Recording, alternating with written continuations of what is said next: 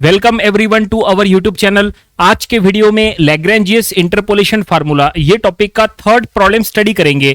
तो क्वेश्चन आपके सामने है, देखो ये प्रॉब्लम हमें सॉल्व करना है। इंपॉर्टेंट प्रॉब्लम है, ऑलरेडी इसके पहले 5 टाइम्स एग्जाम में आ चुका है। देखो ईयर लिखा है summer 2003, summer 11, winter 11, summer 16 and winter 19 already exam में आ चुका है। इसका मतलब ये प्रॉब्लम बार बार रिपीट होता है। अगर ये फिर से रिपीट हुआ तो आपको फुल मार्क्स मिल सकते हैं। तो आपको इसको अच्छे से स्टडी करना है और इसको प्रैक्टिस करके जरूर देखना है।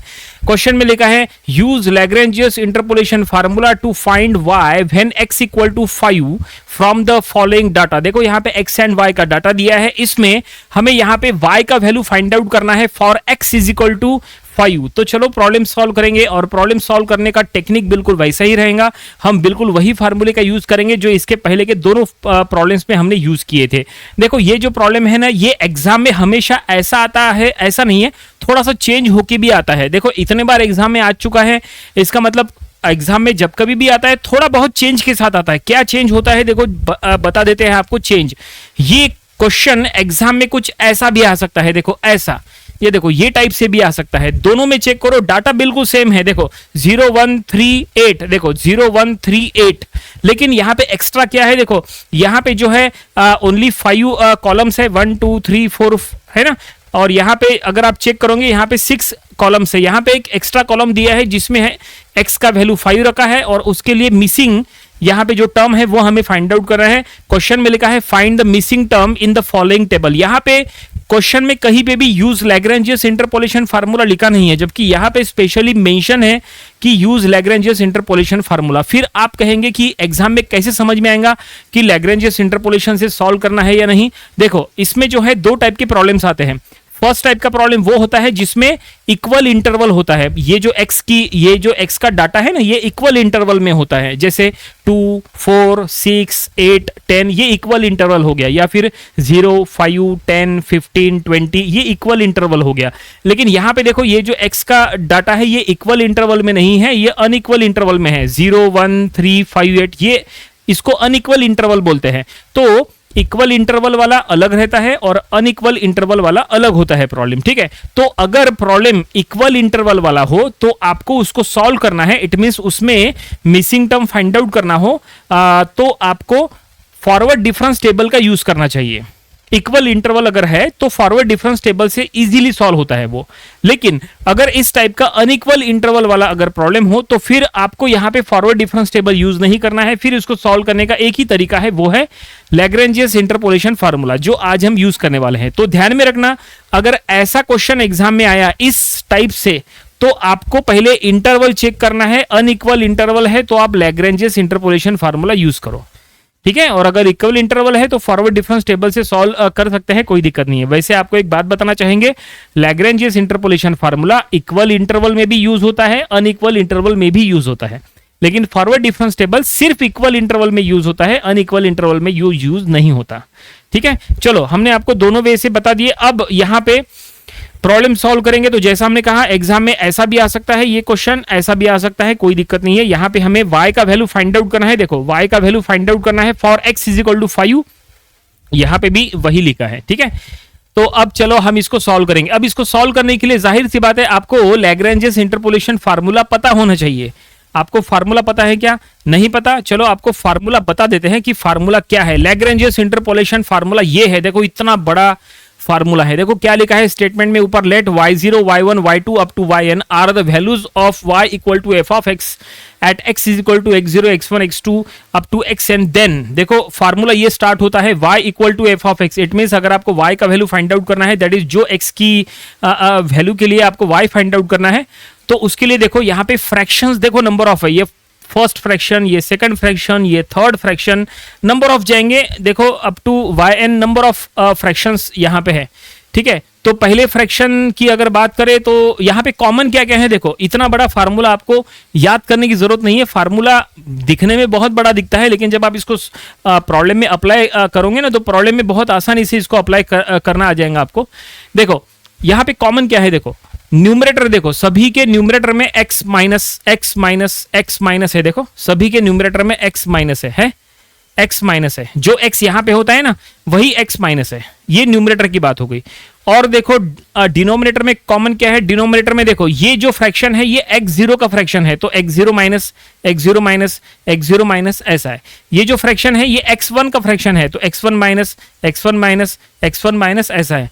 उसके बाद ये जो फ्रैक्शन है ये x2 का फ्रैक्शन है, तो x2 minus x2 minus x2 minus ऐसा है डिनोमिनेटर में, समझे। इसी तरह से आगे कंटिन्यू करना है। और बाकी जो चीजें हैं बाकी ज्यादा डिफिकल्ट नहीं है। जैसे हमने कहा कि x0 का फ्रैक्शन है, तो x0 का फ्रैक्शन है तो न्यूमरेटर में x0 नहीं आना चाहिए। देखो न्यूमरेटर में आपको x0 नहीं दिखेगा। ये x1 का फ्रैक्शन है तो न्यूमरेटर में आपको x1 नहीं दिखेगा। ये x2 का फ्रैक्शन है तो न्यूमरेटर में कहीं पे भी x2 नहीं दिखेगा।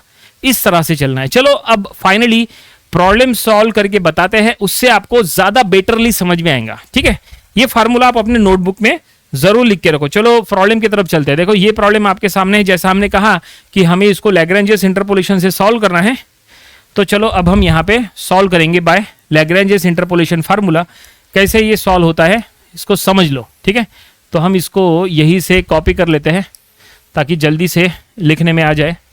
ठीक है, तो हम यहाँ लिख लेंगे बाय लैग्रेंजियस इंटरपोलेशन फार्मूला। देखो फार्मूला जो है पूरा आपको वो जो इसके पहले बताए थे x के फॉर्म में वो पूरा मेंशन करने की जरूरत नहीं है, डायरेक्टली आप यहाँ पे लिख सकते हैं। बस यहाँ पे ध्यान में रखो x का वैल्यू क्या है, तो यहाँ पे x का वैल्यू है 5।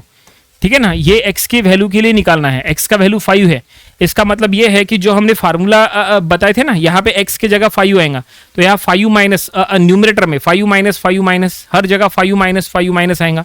ठीक है, तो चलो यहाँ पे हम फ्रैक्शन बनेंगे। कितने फ्रैक्शन बनेंगे, तो यहाँ पे x की कितनी वैल्यूज दी है यानी x की एंट्रीज चेक करो। तो x का डाटा अगर हम चेक करेंगे 1 2 3 4, x की 4 एंट्रीज दी है, इसका मतलब 4 फ्रैक्शन बनना तय है। ठीक है, तो देखो हम यहां बनाएंगे। सो यहां पे y बोलो। ठीक है, y या f ऑफ x या f ऑफ 5, x की वैल्यू डायरेक्टली ऐसा लिख लो। हमने कहा था ना y, हमने कहा था ना यहाँ पे x के जगह 5 आएगा, सो y यानी ही f ऑफ 5 है ना, तो हमने यहाँ पे वही लिखा है इक्वल टू। अब देखो यहाँ पे हमने कहा 4 फ्रैक्शन बनेंगे, तो ये पहला फ्रैक्शन, ठीक है, इनटू, फिर ये प्लस दूसरा फ्रैक्शन, ठीक है, फिर ये इनटू, ठीक है, फिर नीचे लिखते हैं प्लस तीसरा फ्रैक्शन, फिर इनटू, फिर प्लस चौथा फ्रैक्शन, फिर इनटू, ऐसा। तो यहां 4 फ्रैक्शन बनना तय है। अब देखो फ्रैक्शन के न्यूमरेटर में क्या आएगा, हम पहले न्यूमरेटर सेट करेंगे। तो न्यूमरेटर हमने आपको कहा था क्या आएगा, x minus x minus x minus आएगा, है ना। तो जाहिर सी बात है यहाँ पे x का वैल्यू 5 है, तो हम यहाँ लिख लेंगे 5 माइनस ऐसा आएगा, न्यूमरेटर में सभी में आएगा 5 माइनस, सभी में आएगा 5 माइनस आएगा। अब क्या आएगा वो भी देखते हैं। देखिए अब डिनोमिनेटर में देखो, ये जो पहला फ्रैक्शन हमने आपको कहा था, पहला फ्रैक्शन x0 का है, तो अगर ये x0 का है तो डिनोमिनेटर में x0 माइनस है। और यहाँ x1 का फ्रैक्शन है तो x1 माइनस है, ये x2 का फ्रैक्शन है तो x2 माइनस है। तो वही करो। अब यहाँ पे x1 कौन सा, x0 कौन सा, y ये सब आपको बता देते हैं। चलो, तो ये जो x की वैल्यूज है उसमें ये है x0, ये है x1, ये है x2 और ये है x3, ऐसा। ठीक है, उसी के रिस्पेक्ट में ये है y0, ये है y1, ये है y2 और ये है y3। समझ में आ रहा है? ठीक है, अब देखो हम यहां पे क्या लिखेंगे। तो जैसा हमने कहा पहला फ्रैक्शन x0 का रहेगा, पहला फ्रैक्शन x0 का, तो x0 माइनस डिनोमिनेटर में आएगा, x0 का वैल्यू क्या है 0, तो 0 माइनस, ठीक है, यहां सब में 0 माइनस आएगा। अब ये x1 का फ्रैक्शन है, सेकंड वाला x1 का फ्रैक्शन है। एक मिनट, ये इसको उधर कर लेते हैं, ठीक है, और ये फ्रैक्शन को हम उधर लिख लेते हैं। ठीक है, ये जो फ्रैक्शन है इसको हम इधर सेट कर लेते हैं आगे चल के, ताकि ये एकदम बहुत ज़्यादा बड़ा ना हो जाए। ठीक है, क्योंकि सॉल्व करने के लिए काफ़ी जगह लगती है ऐसे प्रॉब्लम्स में। तो ये x1 का फ्रैक्शन, तो ऐसे में x1 क्या है 1, तो यहाँ पे डिनोमिनेटर में 1 माइनस आएगा। ये x2 का फ्रैक्शन, तो डिनोमिनेटर में x2 यानी 3 माइनस ऐसा आएगा। और ये x3 का फ्रैक्शन, तो यहाँ x3 का वैल्यू क्या है 8, तो 8 माइनस ऐसा आएगा। ठीक है, आएगा। अब देखो न्यूमरेटर में अब क्या क्या रहेगा। तो हमने आपको क्या कहा था, हमने आपको कहा था कि ये x0 का फ्रैक्शन है, तो न्यूमरेटर में कहीं पे भी x0 नहीं आएगा, है ना। तो चलो अब हम यहां लिखते हैं, तो ये x0 का फ्रैक्शन न्यूमरेटर में कहीं पे भी x0 नहीं आएगा। देखो x0 क्या है 0, तो इसको छोड़ दो, x0 को छोड़ दो, x1 x2 x3 आएगा। तो यहां न्यूमरेटर में x1 x2 x3 आएगा, मतलब 5 माइनस x1, x1 है 1 मतलब 5 माइनस 1, ठीक है, फिर 5 माइनस 3 एंड फिर 5 माइनस 8। ये देखिए मतलब x minus x1, x minus x2, x minus x3, ठीक है, न्यूमरेटर में, ठीक है। ये यहां पे x0 न्यूमरेटर में नहीं आया। यहां पे चलते हैं, ये x1 का फ्रैक्शन है तो न्यूमरेटर में कहीं पे भी x1 नहीं आएगा। x1 वैल्यू क्या है 1, x1 नहीं आएगा, 0 आएगा, 3 आएगा, 8 आएगा, मतलब ये 5 है तो 5 माइनस 0, 5 माइनस 3, 5 माइनस 8, तो लिखते हैं 5 माइनस 0, 5 माइनस 3, 5 माइनस 8, ऐसा, ठीक है। आगे बढ़े, थर्ड फ्रैक्शन x2 का फ्रैक्शन है तो न्यूमरेटर में कहीं पे भी x2 नहीं आएगा। x2 क्या है 3, ये नहीं आएगा, 0 आएगा, 1 आएगा, 8 आएगा, मतलब 5 माइनस 0, 5 माइनस 1, 5 माइनस 8 ऐसा आएगा। देखो 5 माइनस 0, 5 माइनस 1, 5 माइनस 8 ऐसा आएगा, समझ में आ रहा है। और ओके, और बिल्कुल इसी तरह से ये x3 का फ्रैक्शन है तो न्यूमरेटर में x3 यानी 8 नहीं आएगा, 0 1 3 आएगा, यानी 5 माइनस 0, 5 माइनस 1, 5 माइनस 3, तो 5 माइनस 0, 5 माइनस 1, 5 माइनस 3 ऐसा आएगा, समझे। न्यूमरेटर सभी में सेट हो गया। अब चलो डिनोमिनेटर में। अब डिनोमिनेटर की अगर बात करें तो देखो फार्मूले में अगर आपको बताए तो न्यूमरेटर डिनोमिनेटर में बिल्कुल सेम है। देखो यहां पे भी x1 है, यहां भी x1 है, ऊपर x2 नीचे x2, देखो ऊपर x0 नीचे x0, ऊपर x2 नीचे x2 है, x0 ऊपर x0 नीचे, x1 ऊपर x1 नीचे, x3 ऊपर x3 नीचे। इसका मतलब जो टर्म ऊपर है वही टर्म नीचे है। तो इसमें आपको सोचने की जरूरत नहीं, डायरेक्टली आपने जो यहाँ पे लिखा है 1 3 8 यही आपको नीचे लिखना है, मतलब 0 माइनस 1, 0 माइनस 3 एंड 0 माइनस 8, बस बहुत ही आसान है। यहां पे देखो 5 माइनस 0, 5 माइनस 3, 5 माइनस 8 है तो ये 0 3 8 नीचे आएगा, मतलब 1 माइनस 0, 1 माइनस 3 एंड 1 माइनस 8, ऐसा। देखो जो टर्म ऊपर है वही टर्म नीचे आएगा। यहां पे भी अगर बात करें, यहां पे क्या है 0 1 8, तो यहां 3 माइनस 0, 3 माइनस 1 एंड 3 माइनस 8 ऐसा आएगा।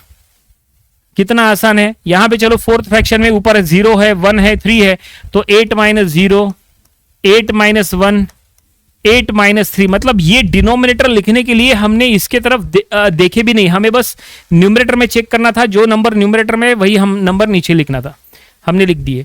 लेकिन अभी भी एक जगह अभी भी इनकम्प्लीट है, वो क्या है, देखो ये फ्रैक्शन को यहां मल्टीप्लाई करना है। देखो ये फ्रैक्शन को मल्टीप्लाई करना है, किससे मल्टीप्लाई करना है, देखो मल्टीप्लिकेशन की अगर बात करें तो पहले फ्रैक्शन को y0 से मल्टीप्लाई करना है, दूसरे फ्रैक्शन को y1 से मल्टीप्लाई करना है, तीसरे फ्रैक्शन को y2 से, फिर y3 से, इस तरह से। तो चलो देखते हैं। तो पहला फ्रैक्शन ये है, इसको y0 से मल्टीप्लाई करो, y0 क्या है 1, तो इंटू 1। सेकंड फ्रैक्शन जो है उसको y1 से मल्टीप्लाई करो, y1 का वैल्यू क्या है 3।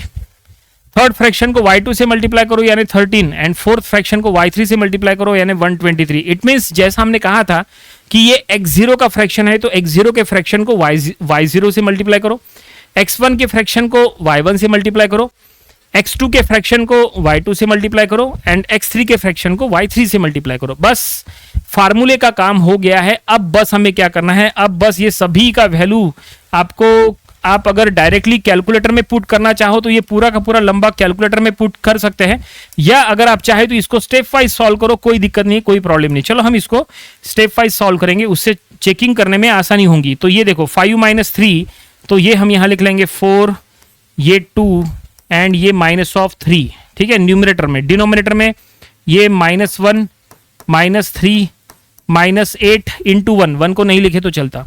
अब यहाँ पे प्लस ये 5, देन यहाँ 2 और यहाँ -3, और डिनोमिनेटर में ये 1, -2, -7, ठीक है, और इंटू 3 है तो इंटू यहाँ न्यूमरेटर में 3 लिख दो, कोई दिक्कत नहीं है। देखो ऐसा 2 फ्रैक्शन हो गए। चलो तीसरे फ्रैक्शन की बारी, प्लस यहाँ आएगा 5, देन 5 माइनस 1 4, देन ये -3 और उधर का 13 भी लिख दो, और डिनोमिनेटर में 3, 2 एंड माइनस ऑफ 5, इस तरह से। ये थर्ड फ्रैक्शन हो गया। और अब लास्ट फ्रैक्शन लिख दो। एक काम करते हैं, ये जो फ्रैक्शन है इसको यहीं पे एडजस्ट कर लेते हैं ऊपर में, आई थिंक ये हो जाएगा। थोड़ा सा यहाँ पे सेट करने दो, इसके पहले का थोड़ा सा इसको इधर ले लेते हैं ताकि उधर का फ्रैक्शन भी वहाँ पे एडजस्ट हो जाए। हमने कहा था ना ये काफ़ी लंबा हो जाता है सॉल्व करना, क्योंकि बहुत सारे फ्रैक्शंस होते हैं तो अभी हम यहाँ पे एडजस्ट कर लिए हैं, ठीक है।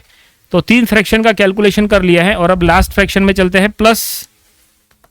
प्लस न्यूमरेटर में 5, देन 4, देन 2, देन डिनोमिनेटर में ये 8, देन ये 7 एंड ये 5, और इसको इधर 123 से भी मल्टीप्लाई करना है। तो ये देखिए चारों फ्रैक्शंस का हमने यहाँ पे इसको रिड्यूस किया है। अब आप चाहे तो ये पूरा जो है कैलकुलेटर में पुट करो, ठीक है ना, ये पूरा फ्रैक्शन कैलकुलेटर में पुट करो, इसको भी पुट करो, इसको भी, या आप चाहे तो इसमें कुछ कट करना चाहो तो वो भी हो सकता है। जैसे फॉर एग्जांपल देखो ये -3 कट गया, ये 4 2 यहाँ पे 8 इसके साथ कट गया, बाद में प्लस माइनस एडजस्ट कर लेंगे, फिर उसके साथ यहाँ पे 2 कट गया, फिर और यहाँ पे कुछ कट होगा क्या, यहाँ पे बस और कुछ नहीं। देन ये यहाँ पे अगर बात करें तो ये 3 कटा 3 के साथ, ये 2 1 जा 2, 2 2 जा 4 ऐसा हो सकता है। ये 5 कटा 5 के साथ, माइनस बाद में एडजस्ट कर लेंगे, फिर ये 5 कटा इसके साथ, ये 8 कटा 4 2 के साथ, इस तरह से जो है आप कर सकते हैं और इसको रिड्यूस कर सकते हैं, कोई दिक्कत नहीं है। चलो फाइनली देखते हैं ये फ्रैक्शन, सभी फ्रैक्शन का आंसर क्या क्या आता है, हम इसको लिख लेते हैं। तो ये देखो हमने यहाँ पे कैलकुलेशन कर लिया है। पहले फ्रैक्शन का आंसर 1 आया, दूसरे फ्रैक्शन का आंसर ये -6.4285, तीसरे फ्रैक्शन का आंसर 26 एंड लास्ट फ्रैक्शन का आंसर है 17.5714, और ये चारों को प्लस माइनस करने के बाद 38.1429 आंसर आ रहा है।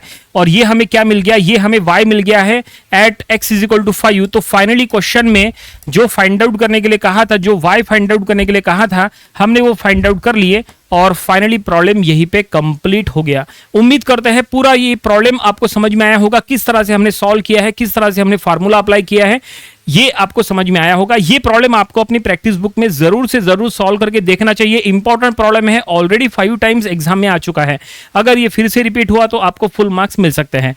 तो ये था Lagrange's interpolation formula for unequal interval, ये टॉपिक का प्रॉब्लम नंबर 3। इसके पहले के 2 प्रॉब्लम्स वो भी आप स्टडी करिए, और इसके आने वाले दिनों में हम इसके और भी नंबर ऑफ प्रॉब्लम्स कवर करेंगे ताकि इसकी और अच्छे से प्रैक्टिस हो जाए। तो मिलते हैं नेक्स्ट वीडियो में। Thanks for watching.